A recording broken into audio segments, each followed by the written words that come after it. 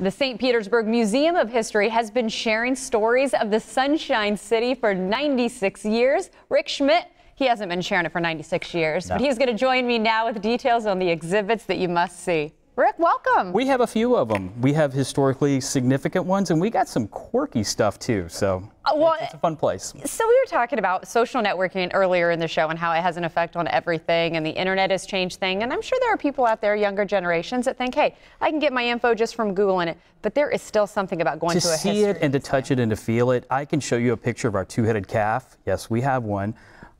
But to see it and go, wow, it has two tails, and I can look over here and I can take a picture with it. The reality of that is much cooler than seeing a picture. And speaking of being able to take pictures, I know your museum, you really do pride yourself in not just being able to learn, but really, like you said, touch, see, get up close and personal. There's a few that we have, you know, the Smithsonian exhibits, they get a little touchy, but for the most part, you can come and take pictures of anything you want and get up close.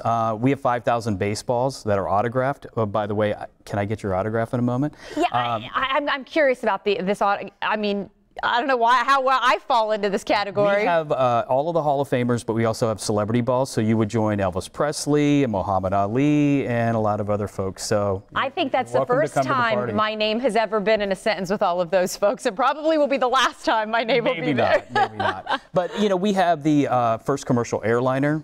We have the Benoit plane that hangs in our flight gallery. So we have, again, historically significant things, but we dare to be different. And we have a two-headed calf.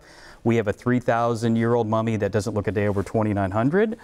So we have, they all tie back to St. Pete and also our community of Tampa Bay. So there's a lot of those things. But right now in our main gallery, we have, today is the last day for Florida's Got the Blues. So it's more of a statewide type thing.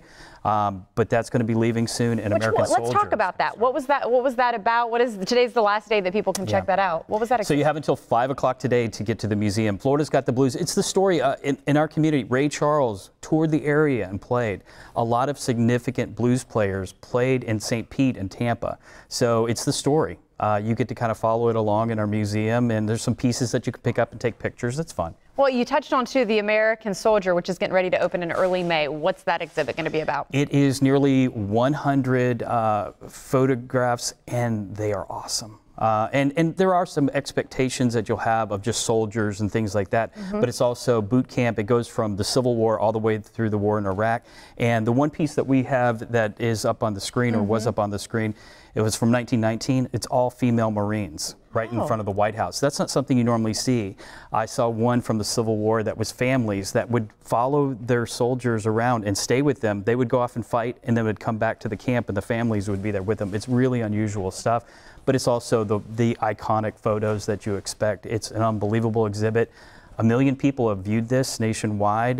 We had it a few years ago. It was one of our most successful exhibits, so we're bringing it back. So the American Soldier starts on May 1st. Well, I'm glad you're bringing it back. And one of the things we do want to point out, too, obviously the construction around the pier. We do want to say you're open and going to be open. We are on the pier approach in St. Pete. So as you know, they're building a big building or lots of buildings and things down there on the pier. And it's going to be unbelievable. There are going to be some construction issues, but we're going to be open. Our doors are always open for you to come on through. But you know, it is one of those things where people will go, oh, there's a fence up. No, we are going to be open for a long period of time, and when the pier is done, it's going to be unbelievable what we do as well. So I can't wait for everybody to see it. Good tease. Yeah, well, we were touching on social networking earlier. I'll say we did have this. We had some fun with this. You can take a picture and enjoy the museum so that you can capture in your social networking ways as well. HistoryStPete.org and also History St. Pete on Facebook and apparently Instagram. I got to go sign this bad boy, huh? Yes, ma'am. Where am I supposed to? I've never signed a baseball before, and I was a sportscaster. I've never signed a baseball. Where do I sign? I have an extra one if you need to do it. So if I mess it up? Yeah. Just put your name. Well, you know what? What you're not going to mess up, the information for the St. Petersburg Museum of History. Go check it out for yourself. Thank you for coming in. Thank you. Oh, they're getting a shot at me, so I really got to do this well then here.